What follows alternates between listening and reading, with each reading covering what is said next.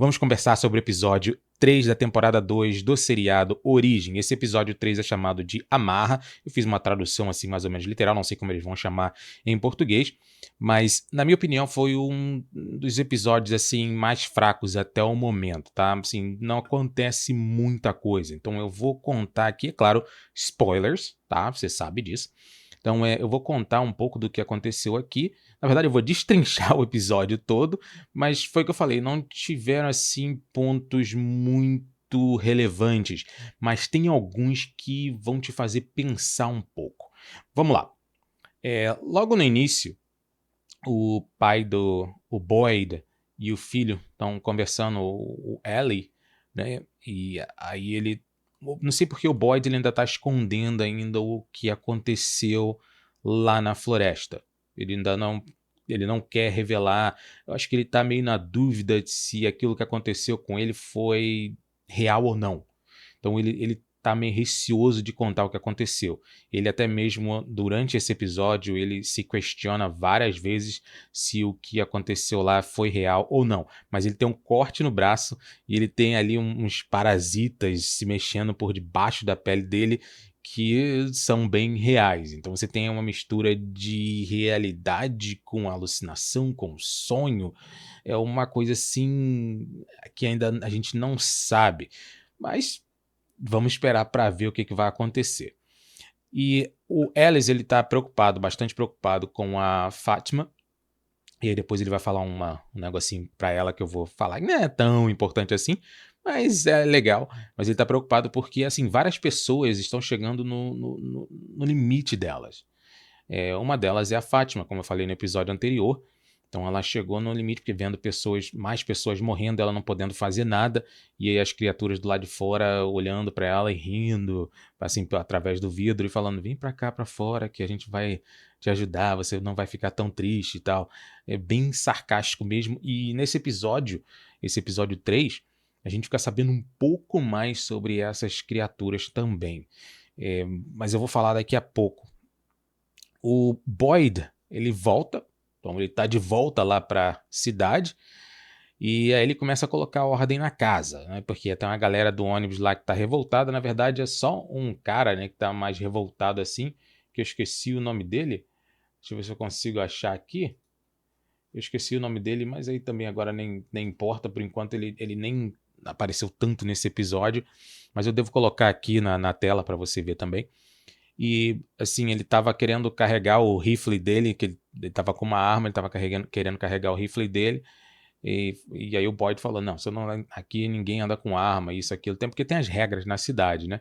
Mas aí o cara queria meio que desafiando a coisa toda, mas o Boyd botou moral lá na casa e o cara acabou aceitando as regras. Mas ele só aparece nesse momento mesmo e depois. Mas acredito que ele vai se tornar um personagem bem mais relevante aí no futuro.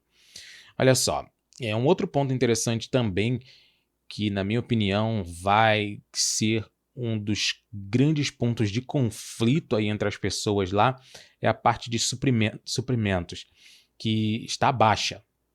Então eles estão com poucos suprimentos lá, até por causa da tempestade que acabou com parte da colheita e também porque agora eles têm mais pessoas na cidade.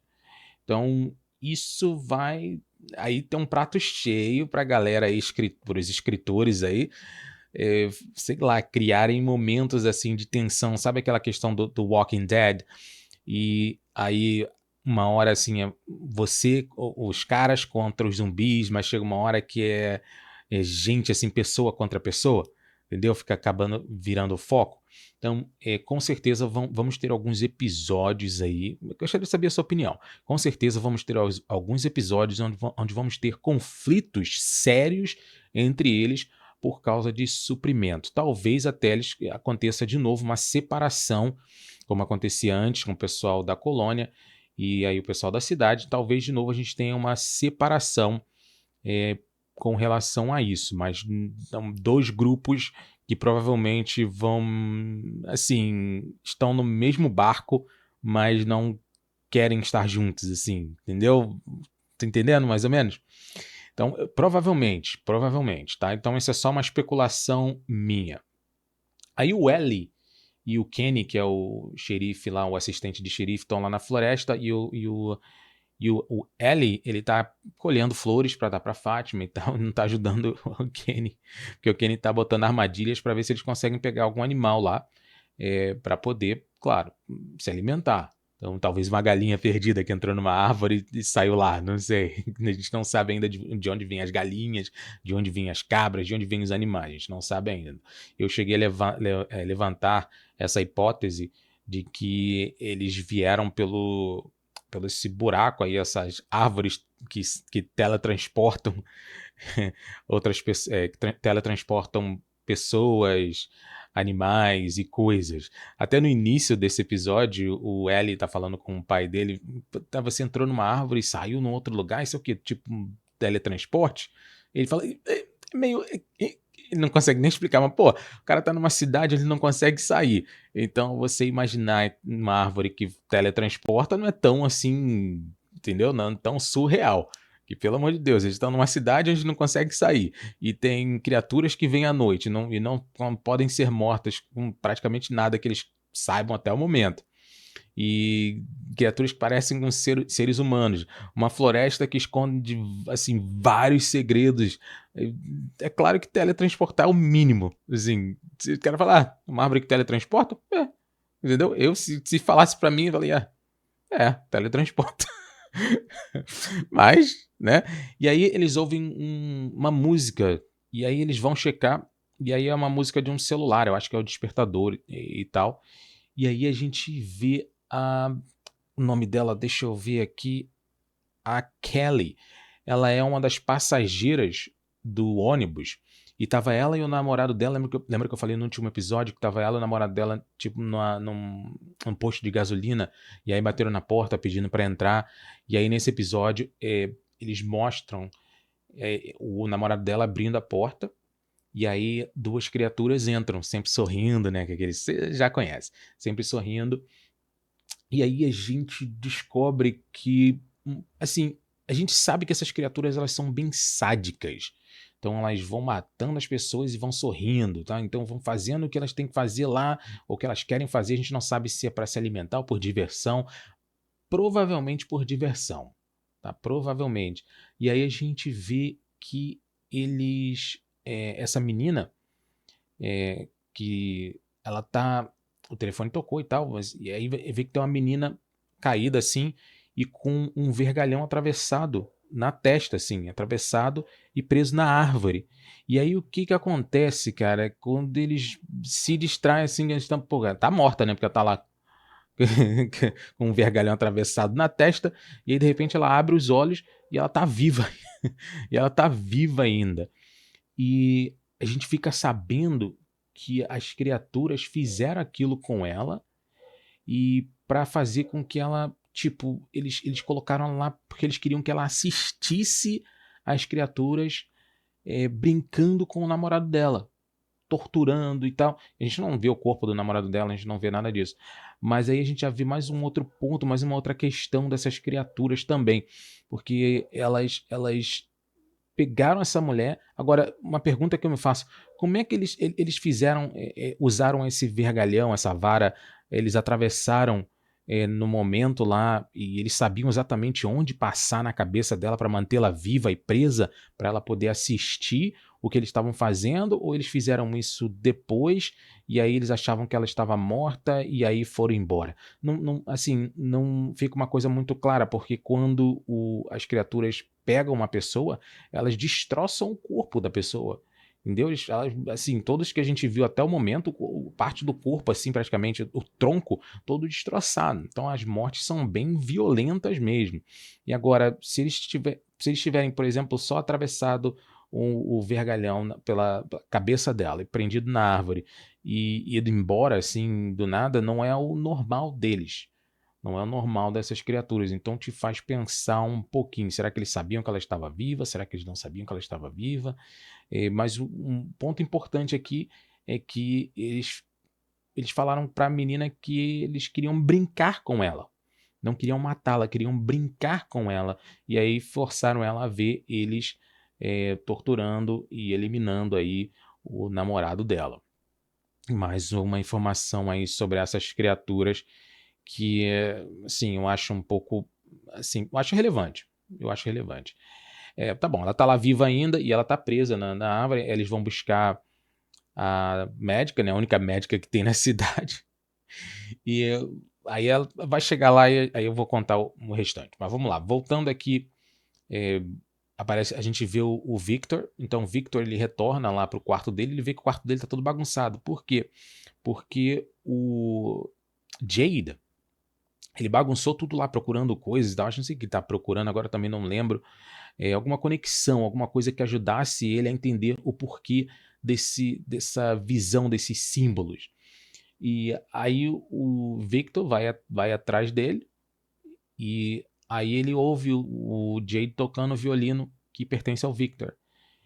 E aí o Jade vai atrás do Victor, porque o Victor fala, dá, esse violino esse é meu, isso me pertence, não sei o que. Ele dá o violino para ele, aí ele vai embora andando, aí o Jade vai atrás dele, e aí o Jade pergunta a ele, eu fui lá, eu revirei porque eu tava buscando respostas e tal, olha só, eu quero saber por que eu fico vendo esses símbolos aqui, toda hora eu fico vendo esses símbolos. Aí ele mostra a foto, que é a foto do cara segurando aquele livro que agora está em posse do Jade, que ele até mostrou pro Victor, e ele mostra também que o Victor tá naquela foto. E aí o Victor olha assim e tal, e aí o Jade vai e fala, você também, eu tô procurando respostas, você não quer voltar para casa? E aí o Victor faz aquela cara assim, meio que, tipo, tipo assim, indiferente, então fala, você não deveria mexer nas minhas coisas, não sei o que e tal, e vai embora. E o que acontece? Eu acho que o Victor, ele não quer voltar para casa. Por quê? Porque ali é a casa dele. Ele tá ali desde pequeno. E ele perdeu todo mundo. Ele perdeu a mãe dele ali. Não sei informações sobre o pai, mas ele perdeu a mãe dele ali. E todas aquelas pessoas na cidade. Então ele viu todo mundo morrer. E ele tá ali desde pequeno. Então, eu acho que ele desconhece, acho que ele até nem lembra mais de uma outra realidade diferente daquela.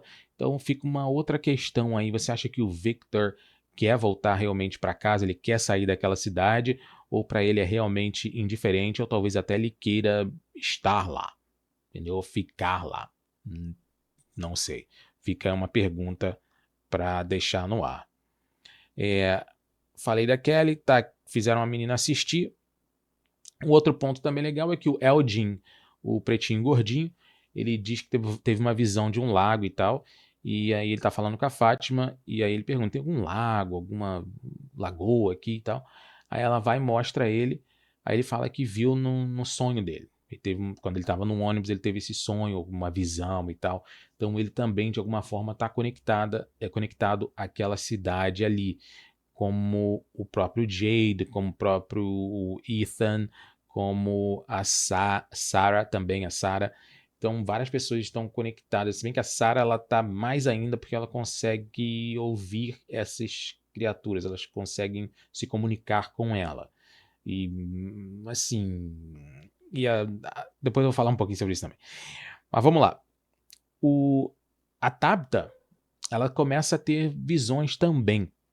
Então ela começa a ver duas crianças, talvez irmão, irmã, não sei, porque são assim meio deformados, é, assim, a pele esbranquiçada, tipo como se tivesse já mortos mesmo, mas tipo como pálidos, assim, pálidos, e assim, com cabelo, pouco cabelo e tal, mas não ainda mantém um pouco de feição assim humana, mas é como se elas tivessem, por exemplo, se afogado ou alguma coisa desse tipo, mas a gente não sabe ainda qual é a relação da Tabitha com essas duas crianças, e ela é a única que as vê. Então ela vê essas duas crianças encarando ela na hora que ela estava lá no celeiro com a filha dela pegando algumas roupas e tal, porque a casa dela desabou e ela precisa de roupas, o pai, para todo mundo. O Jim foi resgatado, então o pai foi resgatado, ele tá até lá no hospital, o hospital improvisado da cidade, né? E aí, na saída desse celeiro, a Tabitha, com a filha dela, a Tabitha vê essas duas crianças encarando ela. mas a gente não sabe quem são essas crianças, a gente não sabe por que que a Tabitha tá vendo essas crianças, porque, assim, não é... é de dia, então elas não são partes, assim, não fazem parte das criaturas, talvez. Se bem que ela viu uma dessas crianças aparentemente parecida, assim, lá nos túneis. Então, assim, real ou não? De novo, é porque a gente sempre vai ficar com essa dúvida se o que eles estão vendo assim é real ou não. O que ela viu no túnel foi real ou não? Porque só ela viu, não o Victor. E aí do lado de fora ela vê essas duas crianças e ninguém mais vê. Então fica aí essa dúvida. Vamos lá. Eles veem que a mulher que é Kelly, né? A Kelly, que está presa no vergalhão, ela não tem jeito dela sobreviver. E assim, ela pode ficar ali por horas, dias, não sei. E aí eles decidem puxar ela. Então, na hora que puxar, já sabe que ela vai morrer. E aí o Boyd aparece, porque a Kelly começa a gritar e tal, ela começa... Porque tá furada a cabeça dela, né? Então ela começa a sentir dor, então tá, ouvir algumas coisas e tal.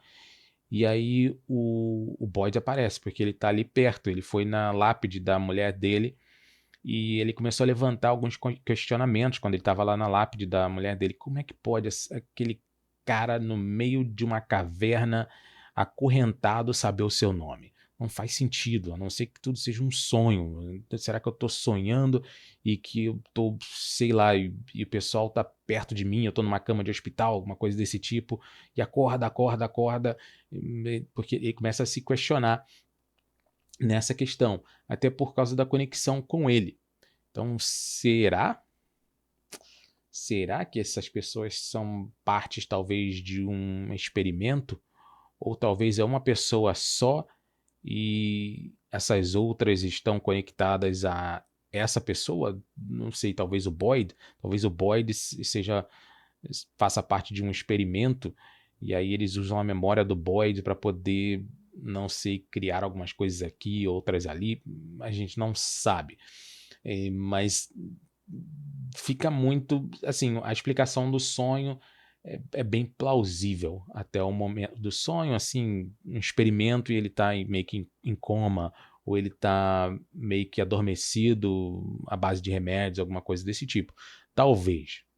É uma coisa que aí sim ele acaba levantando também ali. Mas voltando lá para a menina, a Kelly, ela tá com a vergalhão atravessado lá na cabeça, e aí eles acabam puxando ela, e aí ela morre, tá? Um ponto bem interessante ali.